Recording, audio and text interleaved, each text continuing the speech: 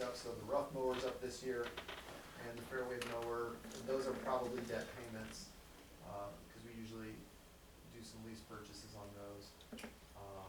We're gonna get all new ball washers, and then the cart path extension, we started that last year, that's completed by in-house labor, that's done by the golf course crew, bog course crew, a little assistance from street sometimes. Our goal is to try and make a continuous path, we have a plan for it that was developed by Dan. They have a continuous path that allows for play in a lot of different conditions, both getting back onto the course during wet conditions. So we have a lot of revenue lost and time lost at the course because of wet conditions. Also, if we were ever to get back to doing any sort of night golfing or glow golfing or anything else, continuous path makes that process slightly easier. So, but that's in there again. We did about the same amount last year, and any of you guys that have been out there, they made a significant dent in the amount of cart path that's out there and made that a lot better. And they focused on the worst areas first last year. This will be predominantly more in the area of hole 1, 2, 3, and leading up into 4. So, I can answer any questions you have on golf. 566.34.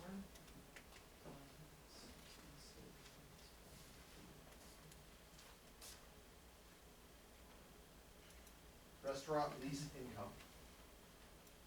We continue to hold out hope that we're gonna have a tenant. We have a number of interested parties.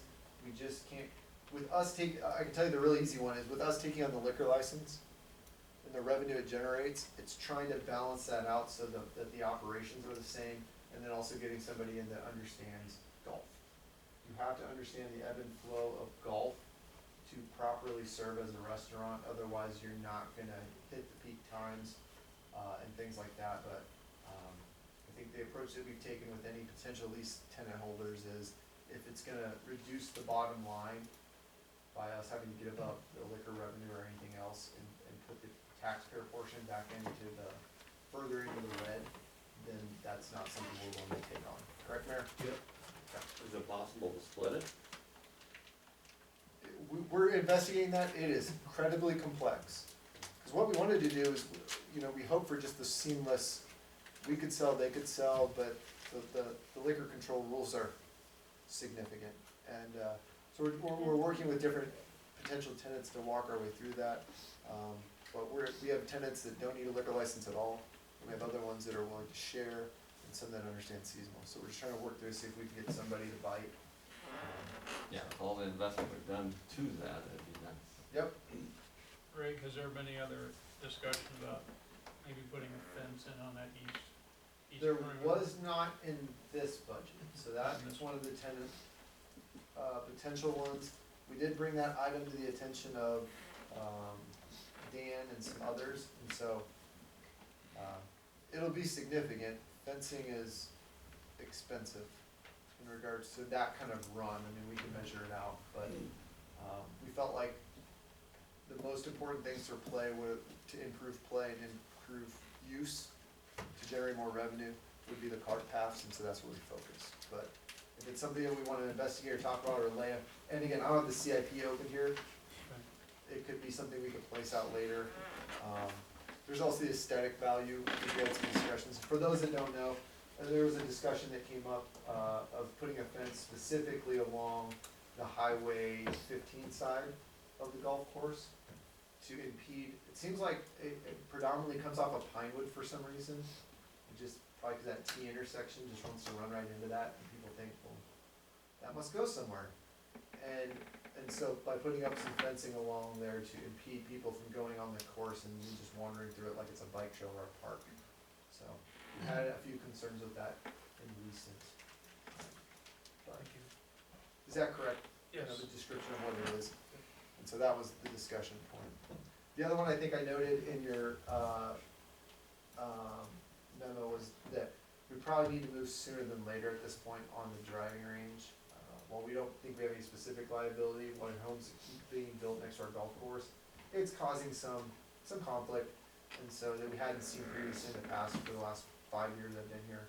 And so moving and activating maybe that process and moving that up, whether Fairway Woods moves quicker or slower, might be something we need to start taking a look at over the next year. Any other golf questions?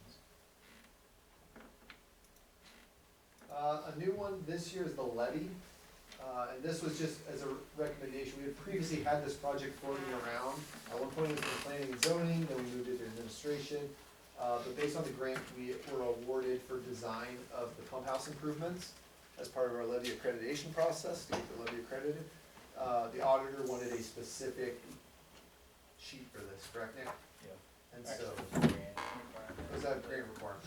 So, that's why this one's in here, the 146,250, is the revenue that will generate, and then the total design project element is 195,000. So, the 48,750 being approximately our share proportion of that budget. So, continue to move that forward. Next is library. No significant changes in library, as a generality. Just going down, I don't think she had any major capital improvements this year. I know she's looking at some adjustments to the building coming up, yeah. Capital improvements, fixed assets, 0 this year. And so I know she met with Tim to go look at some building opportunities and what things we can look at in the future to renovate so that they can get more utilization, I'm guessing, out of their facility as that continues to grow and morph over time.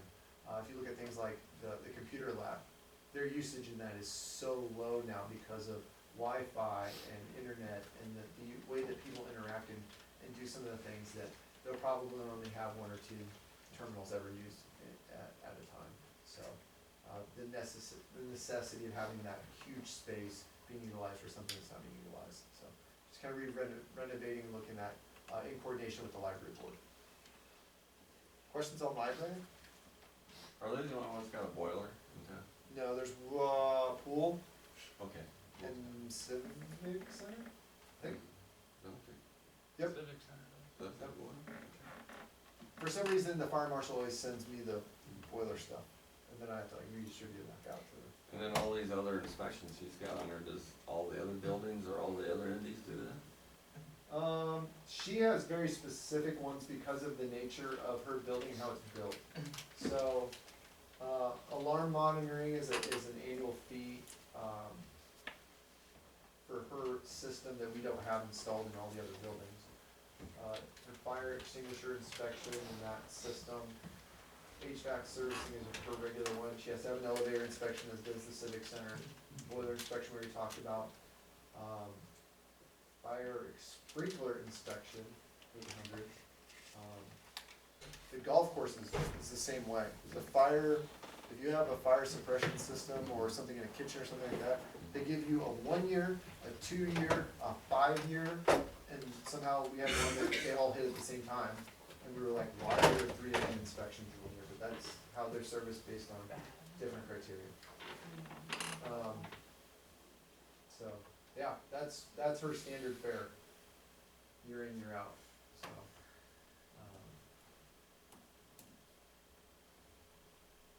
Any other questions on library?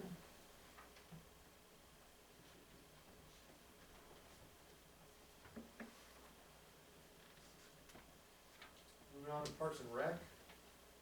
Parks and Rec, no significant changes, be replacing some backstop poles, they're gonna lean into next year's budget, they should have been done this year, they're just, again, supply chain issue, they're still waiting for the contractor to come out and install those. Actually, the initial one that one's actually slightly different too, the initial one that we were contracted with, actually just couldn't get them anymore, and said, you're not getting them, so. We're also looking at installing a campground near the fourplex. This has kind of been a long-term plan item. In the northeast corner of the fourplex where we used to store dirt, we're not doing that anymore. That was always identified once it was cleared out as a potential location for campground pedestals, just like we do at Blue River Campground and Centennial Park and over in the county fairgrounds. And so we always get requests, every year we have ball tournaments and everybody's like, hey, can we park our campers down there? And I'm like, yes. It's not overnight, and they get really mad at me, and I have to be bearer of bad news. Well, this is a way to generate revenue for Parks and Rec for the city. It's also highly sought after. We'll be one of the only ones with a proximity like this, which will be really neat. I think what we'll do is have some kind of interesting stuff, talking to the Parks and Rec Committee about potentially if you're doing your weekend tournament, so whether it's Junior Jays or an out-of-town softball association, like a statewide one, having their big tournament in town, is that we'll sell them the entire allotment of them for the whole thing, and then they can sort them out and sell them at a premium for their, Fundraise. to help fundraise for their thing. And so whether that's Junior Jays or an outfit, we got it sold out, we know it's going to the event going on that weekend, we don't care, add that as a part of their registration for their tournament, and then they can make funds off of it and people can enjoy it. The other thing that was discussed, we're still in the peripheral of this, but we don't think it was a significant one, but I've had many citizens talk to us about it, is an archery range. And so we're looking as a potential point for the archery range is down into Plum Creek, off of basically the east end of the campground. It matches one we've seen in Milford. If you've seen the Milford one, they had a pretty neat archery range that was installed down into a creek bed that they have as well on the south end of town. And so we're trying to stylize it after that. We still wanna work with some interested parties, but we feel like it's a great amenity. It increases outdoor usage, and it's something we just don't have utilization of around here. We don't have an indoor one or outdoor one. So, we had a number of locations we looked at for different properties and stuff, but we felt like with the nature of what we had there and basically the thickness of the woods and stuff, we felt like we could build something that was safe, but at the same time, accessible and up in the recreational area by camping and things like that. So, all those plans and specifics will come to you, so you can get a final approval on that one. And we won't just go build it because it's in the budget. That has a little bit more nuance to it, especially because we're talking about projectiles and things. And then, yep, that's kind of a big one there.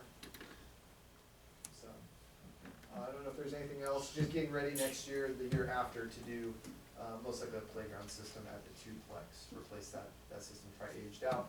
So that will be the next pizzazz one, as we call it. We're gonna look for something that's, I think the look that Bob was looking was like 4th of July and baseball centric. He already has some play equipment that he's identified from the company that we got the helicopter from. So we're continuing to try and make every part have a very distinct look and feel, and make them all different from each other, so that you go to one and then you're excited to go to a different one because they're different. And that gets people all around town traveling all around town and seeing the different parts. So that's our plan with that. But that's another year out. Another one we're working through, and we think we've found some significant items, but I know they come up for some council members, is the band shelf shades. I was gonna ask you about that. Oh, yeah. And so we're still working on it. The initial ones that we came up with, we're really battling two problems with the band shelf. One is the problem of shading the actual seating for just the standard usage throughout the summer, especially the 4th of July, because with the canopy kind of receding back, and those trees are not gonna last forever, we're just scolding people up there somehow. And so, Yes. shade has always been a thing we've talked about, even part of the downtown plan. And so, that's one issue. The second issue is, when the municipal band plays on Sunday nights, the sun is like the perfect angle coming over the top of Seward Lichty's building, that it just blinds all the band members involved in that. And so that's a different angled item, and so what we're looking at is what potentials we have based on those two things, to either kill two birds with one stone by installing some shade that both has the overhead down shading, but also provides enough based on some of those angles. And I think the mayor told me to go out one Sunday night with a protractor or something and start getting my timelines and dates and sun heights and as it recedes to the south. Need the stone benches. Yeah, so if The we do Egyptians that, figured but it out. if we can figure that out, we could knock out two. The one that we're doing right now that we really like, but there's an issue, some of it with weight, is we've seen more and more of these cattle shades at feedlots. And so it's like basically a giant umbrella that you have out on your deck. For cows. But they're for cows, but the size is perfect. 4 of them would exactly cover the entire seating system. They have some height depth to them that they provide And they- shading at the angle. And they pull off you can pull them in for the winter. Well, you can actually remove them. We We can, but the ones we looked at already were significantly heavy, like 6,000 pounds heavy. So I went, that might not, so we're still investigating that, but that would be significantly cheaper. The original like full structured shade system that we looked at initially was 200,000 for anchored, hard systems with a canopy, a stretch canopy. It would be about $200,000, and so we're looking at different options. There's nothing to anchor things up in the air over there. We cannot attach anchors for the most part to the band shell or to the trees. Those trees are getting old. We're not gonna attach it to Godfathers, because it'll rip the wall off. And so we also want something that's easy to remove or close down, because if we have these big, like, sail shades, you know what I'm talking about? They're kinda anchored in 3 points. If we have to try and get those down because of inclement weather, and we know the kind of weather we're talking about, that could be a fun thing. But if we could just pull one up like those umbrella ones and just strap them down, well, they weigh a ton plus, but we could just strap them shut, and then we would be taking care of inclement weather issues. So we're still working through that. We set it off for another year, but if we think we can find something that works, we'll try to activate it a little quickly. It's a lot of snow cones and funnel cakes for $200,000. Yeah. A lot. The snow cones won't melt this fast, though. There you go. So that's Parks and Rec. When do you plan to budget for updating the restrooms at the twoplex or adding lights to the fourplex? Lights on the fourplex are not in the long-term CIP. I will pull up the CIP because I think the concession stand building is in there. So we'll go to that real quick for the long term.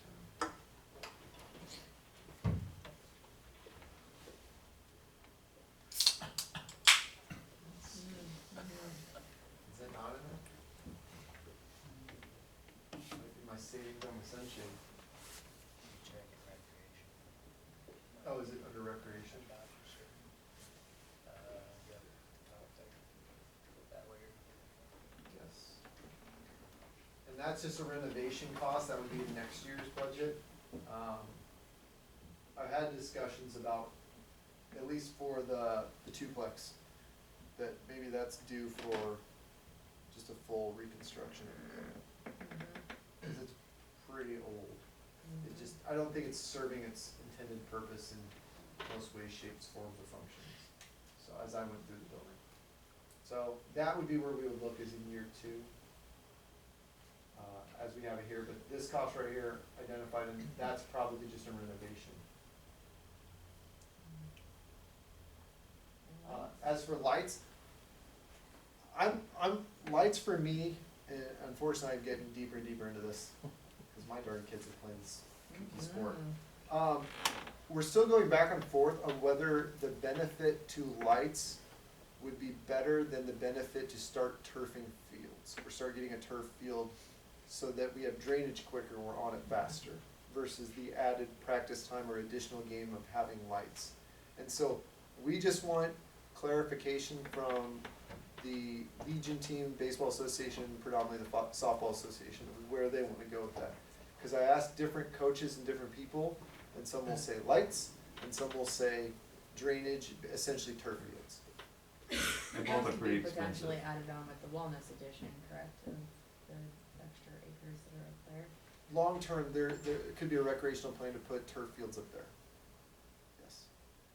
And then our plan for that also would be to renovate one of our current fields for essentially a fully ADA field that we would only utilize basically for ADA practice. But, there's groups and organizations like our Special Olympics we've talked about that would utilize a field if they had that available to them. We don't have that currently. So we could do some more accessibility items in relation to softball, baseball. Those projects will likely require substantial fundraising in order to get those off the ground. So until we have a plan in place for that, we don't have it in the current budget. Just because you're talking turf fields are $1 million. And lights are approximately $1 million. Right. And then you gotta replace the turf fields at least probably every, 10 years? 7 to 10? usually, yeah. 7 to 10, and that's not as much as the original price usually, but it's still a pretty substantial number. And then where would our focus on that be too? Because, again, the fields that get the most use and also could utilize that for scheduling purposes stuff is probably the Legion Field and one of the softball fields, And part of the that, high school field. and part of that discussion too is like the baseball field, we don't have any city rec programs utilizing the baseball field. Just Legion baseball. Just Legion, And they're- in the within the high school, and then Concordia currently. Yep. And so that's part of the discussion as well, how much should the city put towards renovating fields that we don't actually use for our own rec programs? And then is there interest in any of those organizations, helping cover those costs, if it's really that important to them? So that's, and Concordia, I think it's not a secret, Concordia has plans to have their own baseball, softball complex back on their campus. So then that would lose even another potential partner. So that's why it's not because it isn't important, it's just not on here because there's a lot of variables that have to be accounted for, and cost is a big part of that. Did the retaining wall get fixed this year? Or is that in for next year? Right between the east and the west field and the house, right? I can check in with Bob on that one. Okay. Cause that, it is in need of some serious repairs, just for injury and Yep. compliance with code, probably. You probably also need to look at that hut. I was storming around in there the other day. Mm-hmm. So, I will follow up with Bob Corn on the retaining wall. Thank you. We kinda jumped there. Well, that's Parks and Recreation, we separate those out, but in the general budget, it's one Parks and Recreation, so. Moving on, planning and zoning. Nothing significant, planning and zoning. Trying to do some online trainings and things like that, but they're doing a good job of kind of maximizing their budget so that they can offer training. Planning Commission is our heavy lifters in regards to our committees. They do a lot of meetings, a lot of work, a lot of the stuff that you see as well. And we just haven't in the past that I know of offered some regular training to them to get them up to date on what their purpose is, what they do, what are changes and things going on. Where we send Sarah, or we send Tim, or Mike, or myself to some of these annual conferences in Nebraska. Well, they're starting to record these and then make them available to attendees for free. And so we talked about, and they said, yeah, you can go back to your planning commission and replay this thing on, special use conditions, things like that. So we're gonna try and have some training for the planning commissioners to just kind of continue to keep them up to speed. So commend Tim and Sarah for their work on getting that lined up. Question on the planning and zoning? I'm too excited. Police, probably one of the more significant ones. We're gonna get into comparability, but now is as good a time as ever to mention this one. Our biggest deficiency in police is our competitiveness within the labor market. This is our issue right now. We've had an opening since, when did that one start, Chief? March, and we have failed through 2 rounds of open applications, testing, and interviews to secure a candidate. The first time we had 4 applicants, none of them could make it through the process. The second time, we had one applicant, one person turned in an application to be a police officer.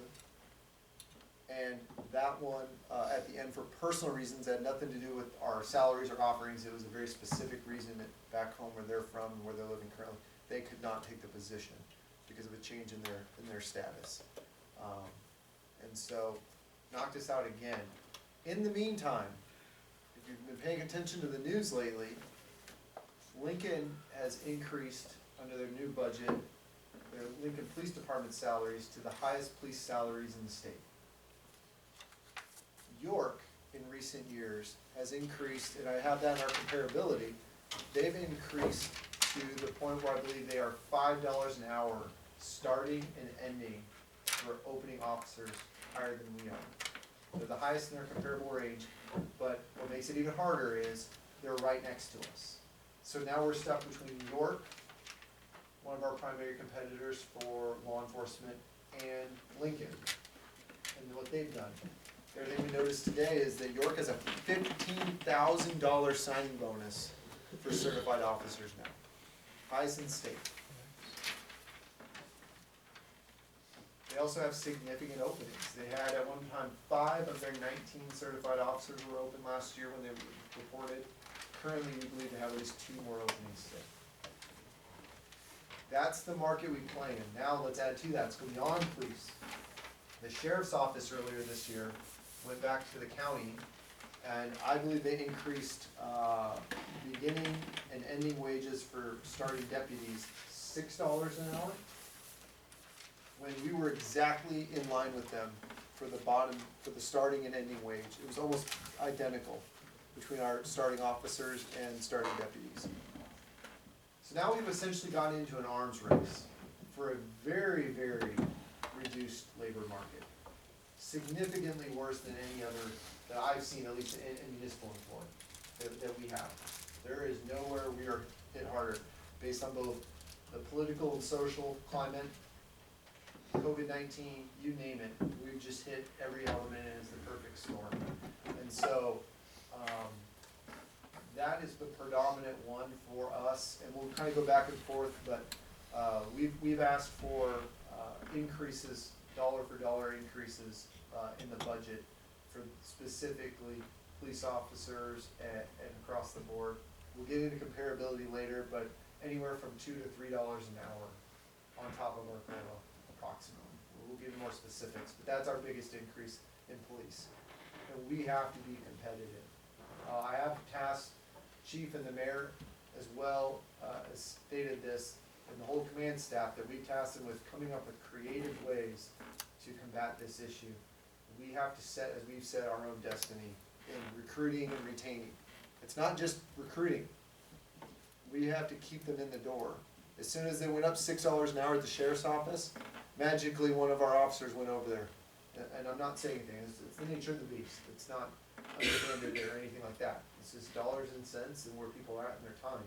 But when you've got somebody in your own town offering that for similar work, we're really gonna struggle. And so we need to kind of take big bites out of the apple.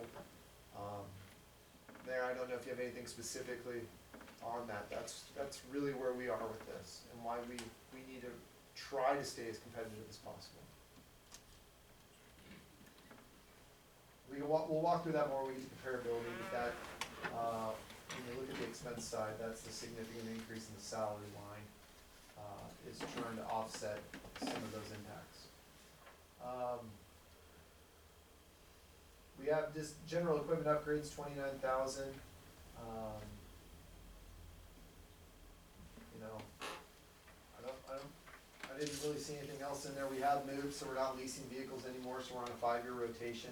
Every year we're rotating a vehicle. We usually keep them on for approximately 5 years, barring catastrophe. So, questions on police?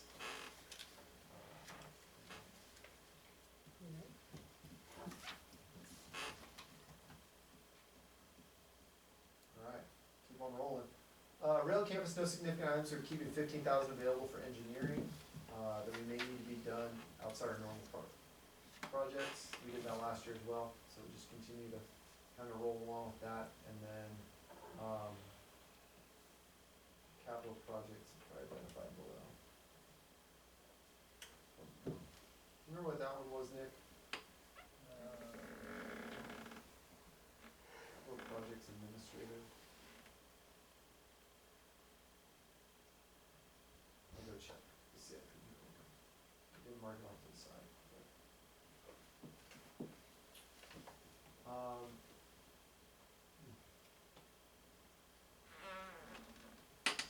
don't know what that one was. Do you remember? I believe it was considerations for the options potentially. Oh, yeah. So we need to continue to work on our options and for the extended area. So we set aside funds for that. So. I can answer answer your rail campus questions? If not, we'll keep going. Recycling center, nothing changed, other than we still can't hire anyone for the recycling center part-time position. I don't know if we're going to increase wages, or where that's gonna go, but no applicants, nothing. How's it being covered? The street department, and then our volunteers on the weekends. So, we punted into this year a retaining wall that's along the eastern border of that parcel. We have kind of not a land dispute, but a property line dispute, trying to figure out, make sure with the property owner to the south, where the line is on that, and once we get that taken care of, we'll go in and finalize that retaining wall, but that was in our budget last year to complete, so that's just moved into this year, as you can see it. So that's recycling. Revenues again, as you know, I stated last year, they're all over the place, but they're not significant anymore. I mean, you're lucky that we're lucky that we're making a positive at all. It's just really, once the market, in exports to China to process recycled goods got closed, that thing dried up.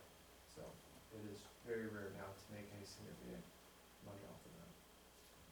Senior shuttle, Trina does a great job on this one. I think this is gonna be a net zero, just to kind of take care of her needs in regards to senior shuttle. So nothing significant there.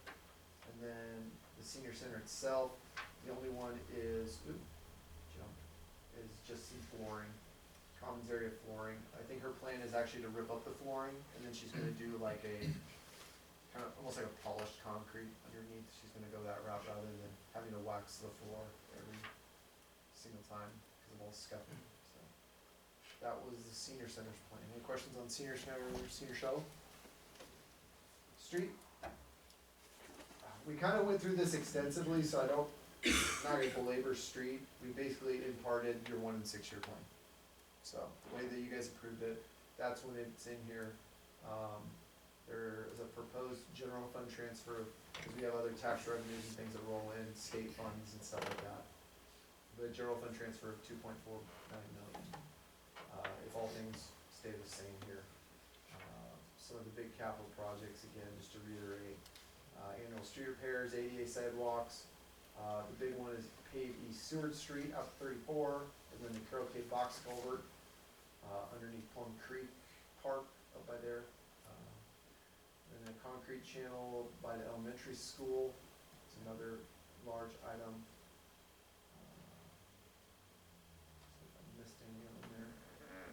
So rail campus drainage will be finished up, and then significant cost associated with, it's gonna hurt for me to get this thing to stay still, with the pre-lead up for stormwater drainage items we need along Highway 15, Bradford, Park Avenue, especially down in the, down by Cedar Street and Park Avenue. We talked about that before when we approved, going out for engineering services on that. This is all projects that now revolve around the Highway 15 project coming in 24-25. So we need to get in and get our stuff taken care of. Another one you'll see is in water. We have water main replacement that was planned ahead of them so that we can rip up the road like we've already been doing the last few weeks, and then get a brand new road laid on top of it for us. So that is street. Again, basically we just did exactly what you identified in the 1 6 year plan. Kind of cruise through this a little quicker. Tax increment financing, just things rolling as normal, so we're continuing to work on that, and have those ins and outs based on revenue and expenses, so nothing specifically identified in there. It's any note? When did these come off this year?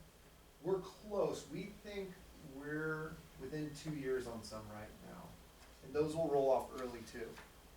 But we think some of the early ones identified, I don't know for sure without looking up some of my stuff, but these are in age order. And so I think like Progressive Sheet Metal, Sports Express, some of those are gonna get close. A lot of them are starting to trend already to paying off early. We did a full audit with Andrew Willis of all of our financial documentation, because we just wanted to feel comfortable, as we're getting closer to closing these out, that we knew the exact number, debt payments and everything else, and so we kind of marked that and went through it all with Andrew, me and Nick. Nick thought I was crazy when I said we're gonna pay an attorney a whole day, he thought it'd take a few hours, and then a whole day later, we were glad we did it, but, it was a painstaking process to go through all the documentation, paperwork, and then a lot of the accounting stuff that was really originally set up by Bonnie in Maryland, when we first got started, so. Next is wastewater. This is the big one. If there's, you know, something super significant and your eyes may bug out, but, with the anticipated, wastewater treatment plant being a $24 million project, the largest capital project that I know of in the history of the city, to re-renovate that facility down there and add the new process, we felt it would not be appropriate to not follow at least the initial recommendations for looking to generate revenues to set aside for that facility. And so pursuant to at least the initial stuff that we'd seen, I think NNPP recommended a 16.5 for this year, but me and Nick had put in a 15% rate increase. We originally discussed doing a flat fee as a facility fee, like $10 a month or $5 a month. But by doing that, we had no way to proportion out that and ratio it out for bigger users. We didn't think it would be fair for a giant commercial user that puts tons of waste down the wastewater system to pay the same facility fee as grandma. So we said the best way to do it is to set aside as a capital charge, and then put that revenue somewhere specific in a sinking fund. We already have a sinking fund. We will tell you now, we significantly need to continue to look at this rate over the next coming years if no other financing or funding becomes available. Mike and I have been working with SEH and the revolving loan fund at the state. And one of the big things that we've heard, there was a lot of money that came out in these projects, but it was predominantly for water. You remember the discussions about lead line pipes and things like that. They're very, very concerned about drinking water. There was money proposed in a lot of these federal grants for wastewater, but every single one of them that we know of for the grant portions were predominantly tied to low to moderate income thresholds. And you'll see with our CDBGs, we used to have 2 different thresholds for getting federal funding. It was low to moderate income, and it was also blight and substandard. So like DTR is an example of where we're working on blight and substandard. That's actually the qualifying thing that gets us the federal funding. They have different qualifications and ranges. Was it 1 to 31? 1 to 30 on trying to determine your economic status for your community or your area served. 30 is bad in regards to the economic status, good for being qualifying for money, and then 1 means you're very well off as a community, affluent, the way that your average of incomes compared to state averages, things like that. So ratio from 1 to 30, we were told that Seward is a 2. So our likelihood for qualifying for low to moderate income funding, for grant funding, is very slim. We have to find very nuanced areas. We may still qualify for 0 interest loans and things like that. That would be fairly significant compared to the financing fund or bonding for a budget of this size. So if we got a 0 interest loan, that would still save us significant money. But the outlook hasn't been good, and it's mainly because of that reason. So you're well off, and so you get punished for it. Looking at an average bill right now, you're seeing average bills between $20 and $40 on the residential side, because it is set, as we had that whole discussion last spring, it is set by your usage in the winter, especially for residential users. And so it's a flat rate, it's set, it's the same for the whole rest of the fiscal year for you, so you'll know exactly what it is. There won't be these huge swings and things like that for residential users. And so it's approximately a $3 to $6 increase if you're a $20 to a $40 user. $36 to $72 a year. Yes, yep. So, but again, we have to pay for this facility somehow, and we all use it. It's not something that's not used by everybody. And is that above and beyond the 15% rate increase? What? That capital? No, that is the capital. That is the capital. 15% is the capital. We just said the rate increase, every dollar we're getting, Okay. we're setting aside to help start building the funding for this. Gotcha. So, and we'll need to continue to look at it in the future too. I'm forewarning you now. We don't find other funding mechanisms. We're trying to turn over every stone. This is gonna have to be a major priority over the next year, is to locate funding for this to help offset these costs.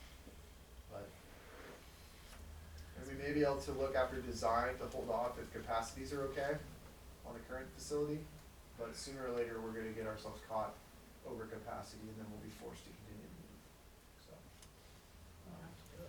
Yeah, it needs to be done, and it was, the trajectory the city of Seward was on, based on every study and plan we had from 10 years ago, I think, that this was just with the continued growth, you were gonna hit this capacity. For those that were members back, when did we do the last renovation, Well, 90s? Mm-hmm. Just the piecemeal one, The 2010, we added the UV disinfection. yeah. Yeah, And that was we had probably gas. the last one, And we had and gas. and we had some increases even then, but that was an opportunity at that time to look at just moving to a new facility, and they said, no, we wanna add this and this and see how long it will, how far it will take us out of 2010. That was a digest. Trust me. No, Yep, Yeah. it took us to this point. That's as far as that got us. And so, and these facilities, even the new one, as we've discussed in the process of having our public hearing the other day, the new ones are only designed to be 20, 30-year facilities. And then we'll need to have some renovations 20 or 30 years down the line. If Seward keeps growing at the average 1%, that's what they're designing them for. And that was an emergency item, we had to do that. Yep. We're not at an emergency yet, but we'll be close. If we delay too much in our process to try and wrangle up money and things like that, we will find ourselves out of compliance at some point. So, that's obviously that's the significant one. That's, the capital charge only generated 270,000, so it's not astronomical with the 15,000 we're already sticking in the sinking fund. Metering software, some of that is going in to update water. We read off of the water meter, that's why wastewater pays for that.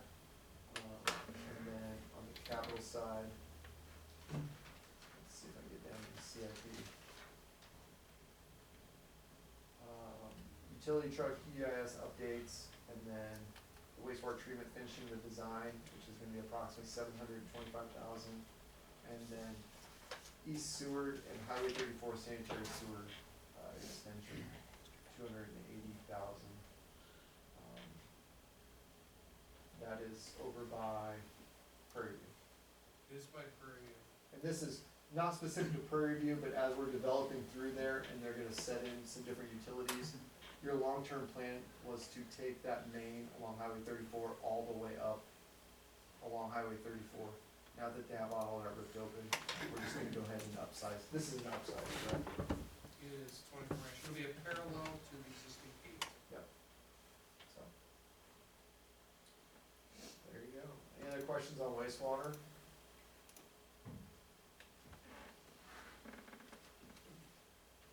Alright, water, 0% increase, this was recommended by NMPD, so we'll continue to work on that. Let's see, significant number of water main projects are in there, and based on my last few weeks of work, I can tell you what, pretty excited to get some water mains replaced. And we can have a discussion during my end and before on that whole thing and what's sitting in front of me right now. The big ones on water, are gonna be, the second half of the well system, so we're paying part of it in this fiscal year, and then Southwest Well 3 will be paid in the next fiscal year.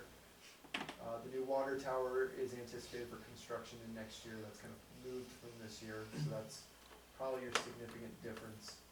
If you look at expenses from your budget last year to your expended.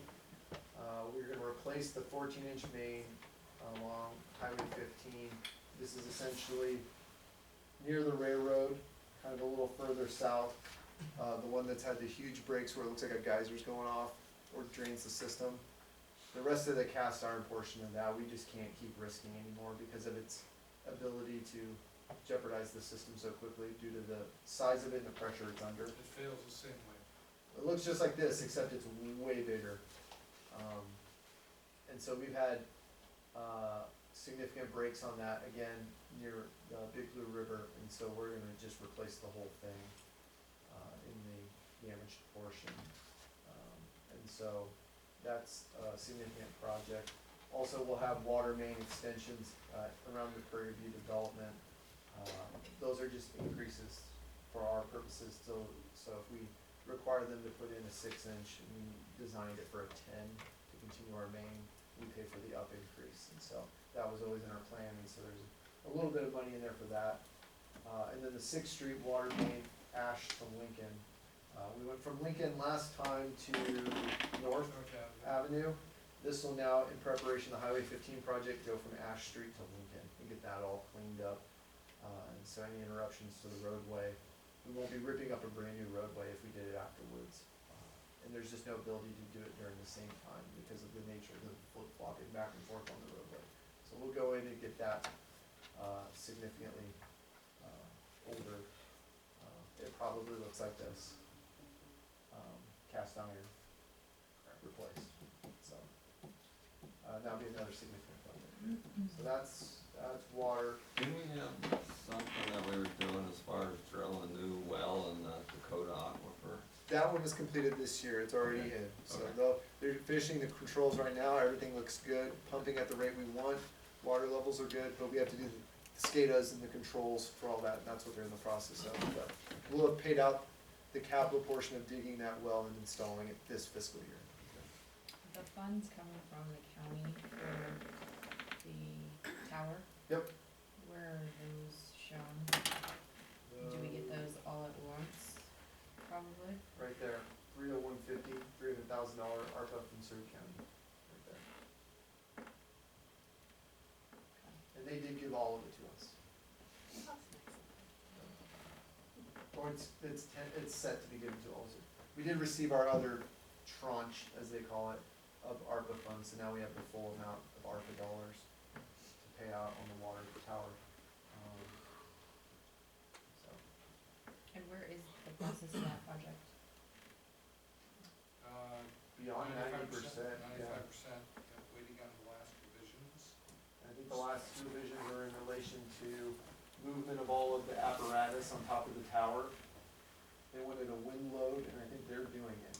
The So wind waiting on the load wind study. analysis for the new antennas, which, to make sure that the handrail's strong enough that they don't fall off. Cause they, So construction spring then? Yes, Yes. next year.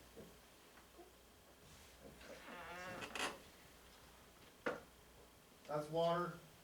Answer any questions you got on that one? Not, we'll move on to the last and newest member of the budget document, the Wellness Center with its infinite zeros. The only item we put in the Wellness Center, and it was just a tentative thing in case it was a possibility, is we did put the executive director's salary in there in approximately 3 months with benefits for that. That if that was something that we wanted to bring the person online for the final phases of design or during the construction process to make decisions about any of those elements, we could bring that person online. We would likely share them if we had any time that they weren't working with, to just work within Parks and Recreation to help assist in that. But Smart. it might be important to have the person that's ultimately gonna run this thing Well, brought on at some point in the process before we like cut the ribbon and then we go, all right, let's go find this person, or so. We I felt think like it was it's- appropriate to at least line item it, you may make Yeah. adjustments later and bring them on earlier, you may bring them on later, but we just wanted to kind of note it and then give you a sense of approximately 3 months of what that would look like, maybe hiring at the beginning of summer next year, somewhere in the summer. well, I think it's helpful just for operational organization. There's so many facets of this that they need to be, spun up on. Again, they may come along and they may say, no, we don't need a full-time maintenance person, we need 2 part-times to cover the time that we're open, and they can come in and help make some of those decisions before we get into the deep of it, and we're actually capitalizing and putting together the O&M budget, so. But that's the only thing I've included, again, we still have the old, what you would likely see is the old budget as we had it before with the proposed costs and revenues. barring a substantial difference in the final design versus the preliminary design of the building.